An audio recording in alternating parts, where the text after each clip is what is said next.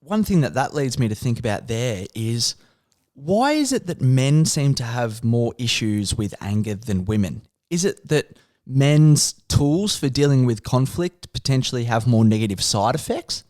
Well, there'll be a number of things that will come into that. There'll be partly biology, there'll be partly socialization, there'll be partly habits and community attitudes that will influence that.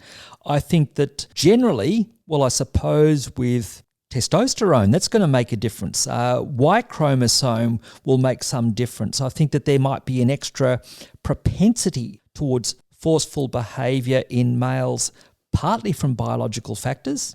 But then I think a lot of it will be conditioning. So there'll be all sorts of cultural influences on women to not put themselves forward, to not even assert themselves in certain ways. And that's partly what we're seeing shifting from feminism from the 70s, for example, and then with the Me Too movement. It's looking to help counter some of that extra rigid conditioning. But for men, sometimes there would have been, dare I say, too much encouragement for forceful competition. And that might have come across in movies or jokes or whatever, but certainly in our socialisation, I think there would be a lot that would encourage more that outward expression in men. Also, when we talk about certain sports, we might use the term aggression in a positive sense.